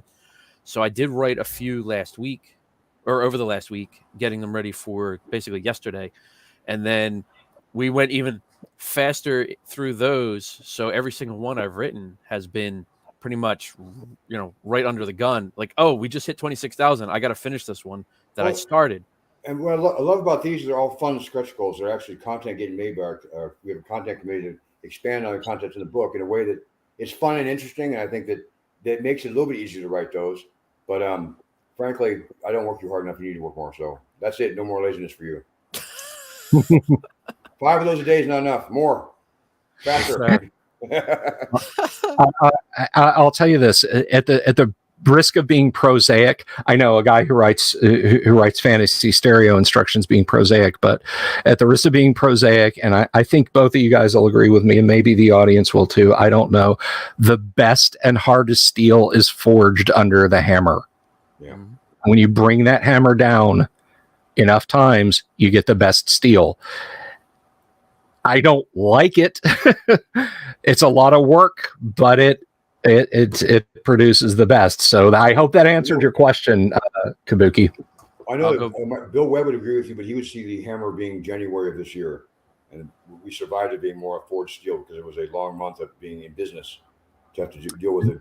It was a unique situation that people would ask me, what's going on? You couldn't even begin to describe to people who don't follow really niche stuff what a big deal this was, right? Mm-hmm. And how much, like, the local printer that prints our books, we're going to pause for 6 weeks. Well, why? Well, and I said, when you start explaining, you won't end. So I just like, it's really complicated, but, and then with it, but it was, that kind of stuff does forge you, and pretty hard. You're happy to know to go to war next time because you know it's in the foxhole with you. So, I mean, yeah. No, I had I people, same deal, asking me, what's that Facebook status about? Back in January and early February, what is that? And I had to explain it. So, yeah, it was complicated, but some of them wanted to hear the whole thing. So yeah, it became a half-hour monologue basically. Yep. So one of my one of the viewers asked me to show this to you guys, and this is pretty cool. He got this for me for Christmas a couple of years ago. I have to step over here, but this is, y'all get a kick out of this. But I got to do it for Volcano God because he's a close personal friend and he's a swell guy. It's this. I don't know if you guys can see that. Is it a communicator? It is a communicator. Hopefully it'll power up for me and for our audience and for you guys. Hopefully you can hear this. Oh God, yes. Nice. You hear the chirp? It is a Bluetooth for your phone. I've seen the Star Trek Next Generation one. I've never seen that one. That one's cooler. That is cool. This is they made this by 3D photo scanning the actual hero prop that you'd see the rare close up of in Kirk or Spock's hands or whoever, and you get a few voices. I don't know how well these are going to be heard or if I'm going to get copyright struck by Paramount for doing this, but this is the captain speaking. I don't know if you guys caught that one. Yep. Let me see here. Beam us up, Mr. Scott. And then we got this one. I'm a doctor, not an engineer. And there's this one. Captain, this is Zulu. We read you. Here we go. I can't change the laws of physics. Yeah. Spock here. Status of your landing party. Are you out of your Vulcan mind? We have volunteers standing by to beam down. I'm sorry, sir. That's about the best I can do, but I guarantee it's not good enough. So yeah, you get a bunch of great sounds out of it, and it goes on your Bluetooth. Volcano God and I were at a mutual friend's wedding, and I had this. Sorry, that setup. I was with a Volcano God at a friend's wedding, and then Star Trek communicator. Like, the only way the story goes is to jail. There's no way it ends anyway. No. Unfortunately not for amusement purposes, but we're at a friend's wedding and my wife called me. Our air conditioner had broken here at the house. My wife called me to let me know what was going on. And I hear my phone ring and it does make the beep beep sound when this goes up. So I break this thing out and I'm talking to her for a minute. And this woman standing by the buffet or something turns around and sees me do that. And then I close it and put it in my suit pocket. And she starts tapping the woman that she's with. And I guess is telling her. And she comes over and she's like, I saw that. That's so neat. And I'm like, I'm sorry. You saw what? And she said, you have the thing, the radio thing. I saw you talking. And I pulled my cell phone out of my pocket. I'm like, you saw me using my cell phone, ma'am. I can assure you. I had her completely gaslit about having a Star Trek communicator, but I did. I showed her the prop after a little bit. She's like, "That's evil." So yes, thank you very much again, Volcano God, Rusty, for this. It is wonderful, and I'm very glad to own that bad boy. That is an awesome little toy. But now if I can just get the working hand phaser. Well, yeah, I'll probably only set it to stun. Well, for now, you have that awesome Fallout one. Maybe. Yeah. I have the Fallout. My wife, when, again, I was telling you before the show, my kids love the crab because we have one in our house. And then my wife's huge Fallout fan. So when she's like, he has a Fallout laser on his set there. So, yes. Yeah. My you could call it ball caps. She's out there trash. But my youngest daughter knows how much I have enjoyed Fallout 4, and so she got me the Thirst Blaster. I like it, but I've gotten so jaded from having a working communicator. I was a little disappointed that it's not an actual squirt gun. It's a very. Have you tried the VR Fallout 4? No, I have not. I don't really have the PC to do VR. I've got a 4th gen i7 and 8 gig 1080. So I don't really have the oomph. Because I'm the kind of guy that does this stuff on your behalf. You would like it. Nice. How many Nuka-Cola caps for that? If you're talking about this, I don't know what she paid for it, and that's the best kind of gift at all. Volcano says when the Bluetooth and old school came up, you immediately thought of it. That's right. So Volcano has one. He bought one for himself the same Christmas. So I can only presume when I've talked to him on the phone that, he's been in the grocery store just wandering around his house and just breaks it out, because when you're a kid and you got the Star Trek walkie-talkies, you gave one to your friend so you could both, you could both do the, let's see. Kennick, this is what I'm afraid to ask them this, Kennick, but I'm going to do it anyway because you're an angel. Do you listen to the show? No. Zach's like, no. I don't know if that was directed at both or either. If they mean this one, I've been watching off and on because my work hours are generally in the evening anyway. So I try to tune in when I can or listen in the background. But obviously I subscribed months ago. And obviously I knew about the crab because, like I said, when we first tuned in, that's the first thing our daughter happened to be in the living room, and she was all about it because her brother's toys are her toys. So yeah. He has our crab. Yeah, exactly. So, but yeah, and obviously you talk about the stuff that I've been into since I was 8.5. So there we are. I could answer this one, but I'm going to let Zach do it because Zach, you got to show the slide set if it's in reach, Zach. Because Kabuki says, "What cool RPG artifacts does Zach and Michael own?" I got some really obscure stuff. I can't grab most of it and show it, but the most obscure thing I think I have right now is a prototype from a Chicago education company from the mid '80s of the old resource reader programs where you would teach people to read and write with these film strips. You put it in a Duquesne machine and it would play a tape and hit beep and do the next slide. And I have that along with the Apple II discs and the workbooks that go with it. That was an official release through a third-party company. I think they made 3 of them. I have one of those.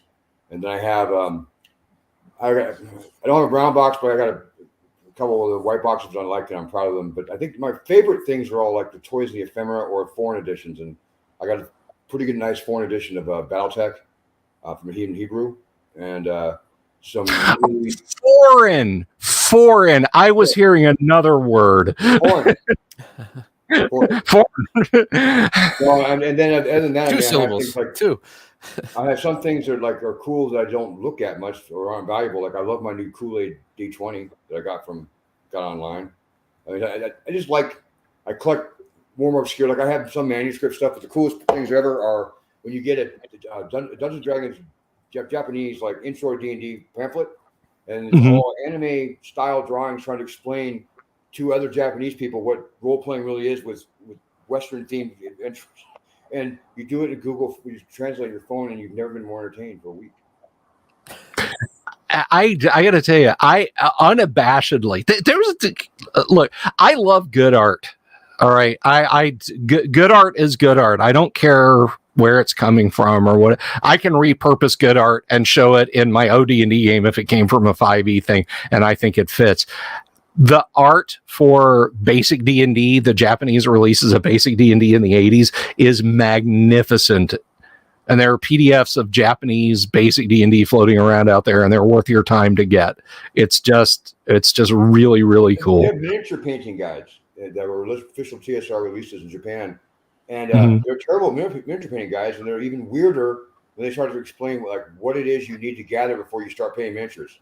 I'm like, okay, but and the thing is, my Japanese is bad, but I don't think they're I don't know. It was the translations, even though I've done it 3 or 4 times, I've always been, this is awful. I love it so much, so very, very much.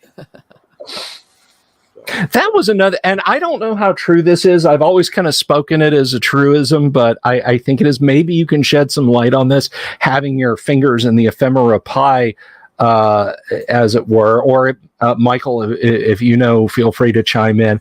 I have heard that the reason we have the ridiculous oversized swords in modern popular manga and video games and anime is because how out of proportion Western fantasy miniatures were to the eye of Japanese tabletop RPG fans in the early 80s. And when they would create games like the early JRPGs, they were copying Western RPGs, but that was kind of what that was their perception, that the swords were purposely out of proportion for the person who was wielding it. And either one of you guys ever heard exactly that? And we probably heard from exactly the same people who's been spraying around. So I have no idea on the.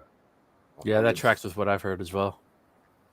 Though I'll be honest with you, is that not being a miniatures guy, one of the coolest artifacts I have seen and never owned was a copy of the Armory's miniatures catalog from 1987. That each and every figurine was described with a picture of what it was for their entire catalog up to that point. It was a binder like this thick, like 6 inches thick, and it's only for identifying. Because you always get loose miniatures, $5. I don't know what they're worth. I don't even really care or collect them, but it was really neat to see a really technical guide that was just awesome. So, I also have a Roger Moore's personal dictionary for the Dragon offices with a certificate of authenticity. Huh. Nice. Yeah, to answer that question, I don't have anything I would say is rare or artifact. I do have. I guess the most obscure would be the very short run of Castle Eggsborough stuff from Troll Lord, the Hall of Many Pains. I don't know if that was real widely published or not, but no, mostly just the stuff that Troll Lord tried to get out as quickly as possible before the license was pulled.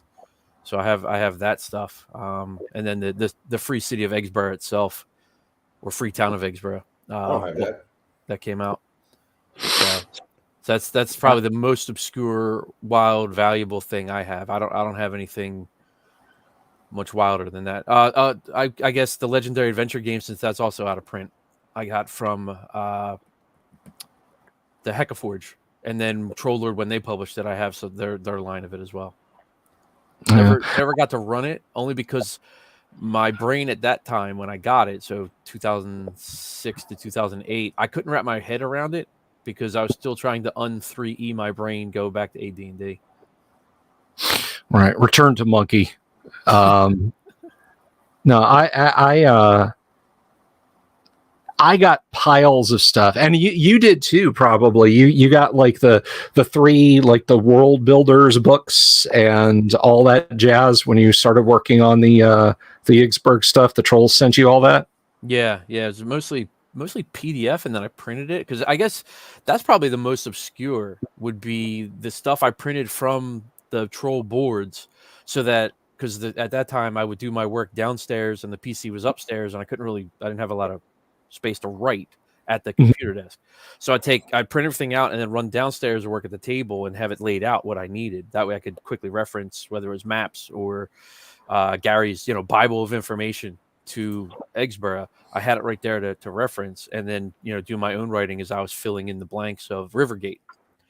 So that stuff I still have, along with my original maps that I was using to fill in places, as probably the most obscure.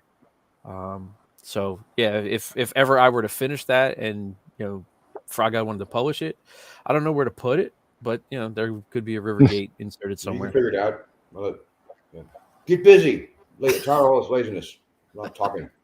I have a Rivergate too, but it may be something different. Because I don't think I took on any of your stuff.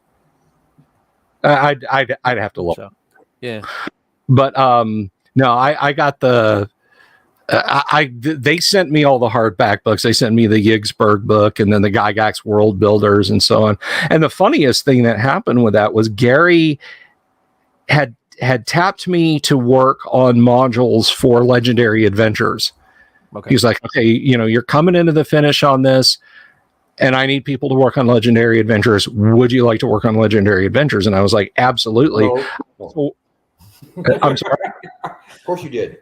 I would have a heart attack. That's amazing. Oh, absolutely. I mean, I was still working on Teeth of the Bark Eshnor. This was before I got sabotaged by someone whose name rhymes with anyway. So, I had and to Gary's credit, despite all that going down, he still, like, when I was like, look, I'll go back and fix Teeth of the Bark Eshnor, because at the time I still thought I had screwed up. And he was like, no, I want you to work on stuff for Legendary Adventures. And I got as far as the titles. Literally, Gary told me the first one will be called Maledict and the other one will be called Key of Sand. And if they're successful, I'll have you doing other ones. And I was like, awesome. It's kind of stopped now, but I would say up until about 7 or 8 years ago, I'd get an email maybe once every few months, 6 months, something like that. And somebody would say, I had heard you were going to do some stuff with Legendary Adventure. What can you tell me about that? And I'm like, nothing. Sorry.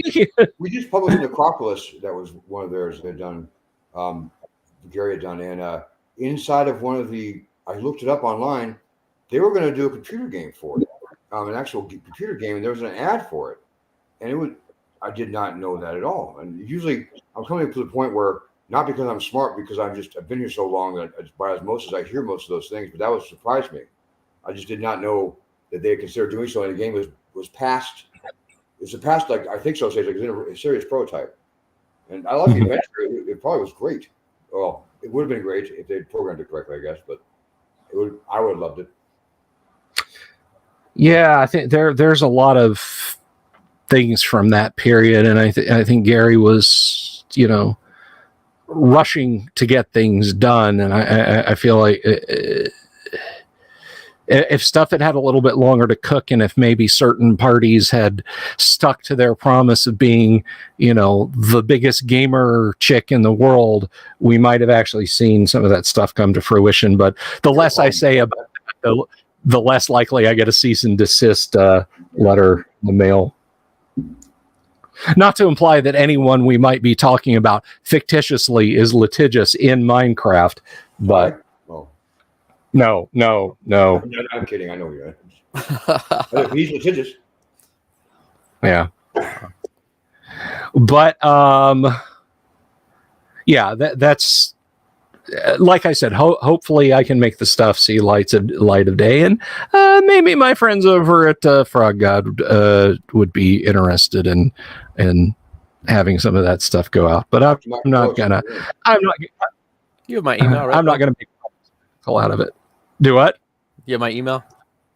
Yeah, I got your email. I got you. I'll be in touch. I'll be in touch on that. So what is the far future? What are you guys looking at 18 months, 24 months down the road? Michael? Good question. No, it is a good question, because what we thought of that 2 years ago, that changed, and what we thought a year ago has changed. But I think, oddly, the changes of those last 2 years have solidified what we want to do, because we've really we weren't sure, because this was the current Kickstarter, Tome of Essential Horrors, was the first one that we're doing solely for Old School Essentials.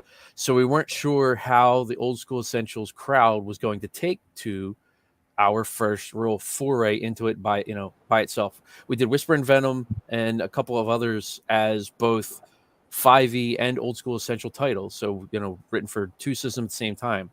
But that doesn't really tell you how they think of us once we're trying to do it on our own. And the fact that this Kickstarter funded in less than an hour, and yeah, you always get that middle lull, which we try to help mitigate by putting in stretch goals. But the fact that we've had so much response in the last 24 hours and really picked up. We just broke 27. We just broke 27,000. Wow, we did pick 27. I was refreshing that when I was looking when you guys were talking earlier. So we were only like 26.5 when I looked But that's it's just been awesome how the OSC community has believed in us and our ability to take what we've done for other systems with Tomes of Horrors and make it for their game and bring, Frog God and Necromancer games monsters to OSC tables for the first time. And not have to, go, oh, well, this was done for this system and you've got to translate it. No, this is for your game. So I'm excited about that, especially since that's the system I use now. So it helps having the inside look, playing it as a DM and really sinking my teeth into it, and as opposed to just knowing about the game. I've actually run it. So Right. So the future is based on this. Probably going to be a Tome of Essential Horrors 2, the sequel. And then we've, like I said earlier, the Tome of Horrors 2024, which will be done for Tales of the Valiant, which is the 5e base game that Kobold Press is publishing. And then we will be continue doing smaller projects on Indiegogo. And what we're going to try to do there is, instead of just doing one book and then our customers have to pay shipping for each book individually, we're talking about doing things where we might bundle 2 to 3 in an Indiegogo so that they're paying shipping once, and then it's less to get 3 books than if they had gotten 3 books individually. So I know that's their talks that we're having as well. And Zach can correct me if I'm wrong, because that does happen from time to time. Not wrong. No, the problem is that we're big enough that we have big company problems, and small enough that we have small company problems at the same time. We have a lot of good stuff in the pipe. Some of it's great. Some of it's disrupted badly in January. But things that we want to see done, the projects I care the most about are ones that are actually being worked on finally, as opposed to being talked about a lot. But the big ones coming up, you mentioned the Tales of Valiant monster book. We're going to do a monster book for Castles and Crusades only. We're going to make one that's designed just for the Castles and Crusades system with monsters we think they have short-sightedly left out. Steve Chenault, who's a lazy person. I know, and we're going to put ours in there because we do like Castle Crusades. It's a great system, especially because it really is the beginning of the OSR, though no one talked about it that way. It celebrated the stuff in the early days really well. So we're going to do a monster book for them. We'll keep doing adventures for them because we like it and because we're able to do it with the assets we have, the people we have at hand. The other stuff, though, I'm really excited. We're talking really heavy about a box set based on hex crawls. Now that's been I've talked back and forth a lot. We're talking about how we handle it, how we do it right. We're trying to find the right way to get it manufactured, but it would be probably an OSC specific with it. We have to be special or we wouldn't do it. Just writing about why hex crawls are cool is not going to be enough. To make hex crawls and why they're cool to different systems and have a way that you can. It's lots of things involved in it, but I think that's something we're starting to move on. That I'm proud of. I hope it happens. The ones I know will happen that I'm excited about is that we have the Tome of Spell Masteries coming up this year, and that's going to be new spells, new spell classes, and new spell mishaps. Much like our Book of Alchemy we did, that's coming. But the big one that's coming that everybody asks about is Rapinathic 2. Though it's not directly a sequel, it's more of a expansion down. Throughout the original Rapinathic, there's caves that go nowhere. It says to the Underrealms. Well, now you're going to find out what's there. So It's going to that will happen. Anthony Pryor turned in the majority of the writing he was adding to it 3 weeks ago. So we're doing the post-production of the manuscript for hopefully our Kickstarter in the fall. We want to have it ready to go because we know that one's going to be printed overseas.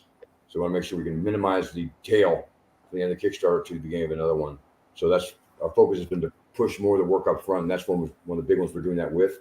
So it's going to be really great because we kind of dropped the Dark Elves because everybody does that in the other world. And we took up the Snake Men. The Snake Men are cool. So Snake Men are cool. I mean, honestly, who doesn't love the Marilith, the Ophidians, the who am I missing? Trust doesn't. The Yonti, Naga. The Naga, right? It's the Robert E. Howard feel of it, man. You gotta have it. Mm-hmm. That one we're excited about. Other than that, we have a couple other ones coming that are going to be exciting. That I think will be could be very, very cool. One of them is based on puzzles. It's heavily based on puzzles and tactile puzzle parts. Has one of my I can't ever say anything wrong. I say it's one of my favorite ideas in adventure ever. When they read it to me, I didn't stop laughing and two thinking how I'd want to implement it better because it was the greatest adversary and adventure interaction in history. And so I'm looking forward to that. And that one's going to be probably next year. It's mostly written, it's all written by Rian Johnson. She's awesome. And her and Anthony Pryor worked on some of that. And we have a lot of cool things in the pipe. We have some short-term stuff that's going to be interesting. I love the stuff that we're making. I think all I wish I had was more me's to actually make sure that we make it. And but that's where Michael comes in. I work with him closer than I do with anybody at Frog God Games, and he's a gift to everybody that who enjoys games because they wouldn't come out without his help. Because we are busy people who are doing it for the love of it, and we're been graciously gifted by Bill. He's the biggest shareholder, but he does not mind we make what we want to make so long as he gets his copy that he wants, which is in an old school system and is old school style art. So. Right on. Well, that sounds fantastic. I'm a big fan of your work. I mean, and I know everybody in the audience should be too. You guys are definitely a cornerstone of what keeps old school gaming really viable, and I know, unfortunately, there's facets of this little corner of the pool that would, they don't care, and graybeards getting on in their lives, and they're like, yeah, I don't care if anybody comes in and plays. I'm just going to run, Temple of Elemental Evil again and again and again until they wheel me into a home. But you guys are making some fantastic stuff, new stuff every quarter. And I have nothing but good things to say about that, guys. Check out their Kickstarter. You said you just hit 28K on that? 27K. Just hit 27K. 27K. They just hit 27K on their Kickstarter. You can still jump in on that. There's a few days left. So there's less than a day left. So we got hurry. Hurry. Less than a day. 27 big ones. But get in there and get a good monster book, because snake people, it's not a fetish, I promise. But anyway, we promise too. Yeah, of course.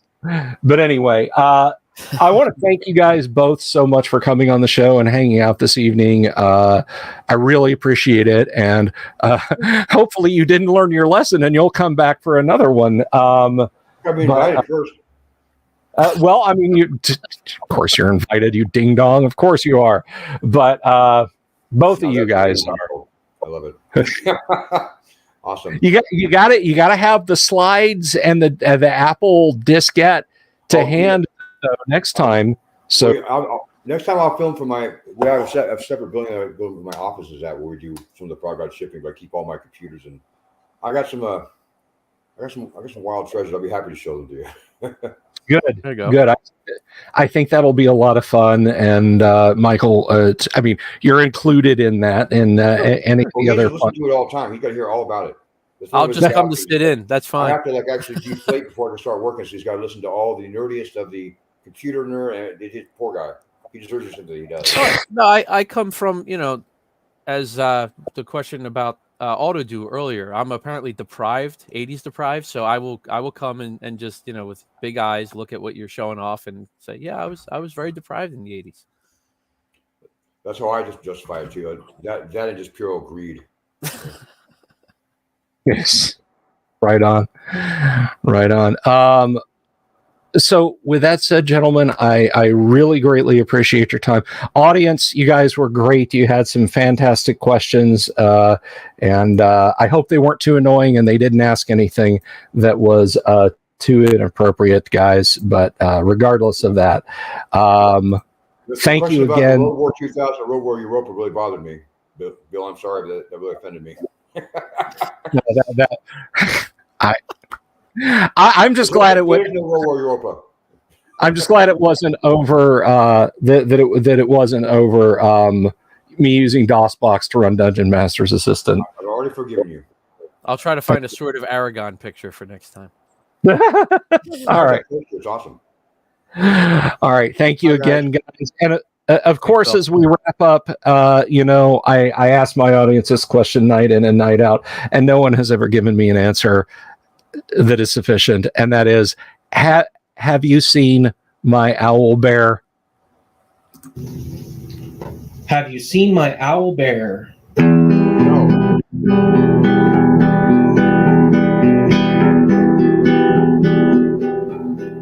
Here's to all the weirdos everywhere in the woods and in the air. Have you seen my owl bear? Should I shave off all my hair? Bobs are all around. Some live in tunnels underground. Some are fat, some are rich, some are sleeping in a ditch.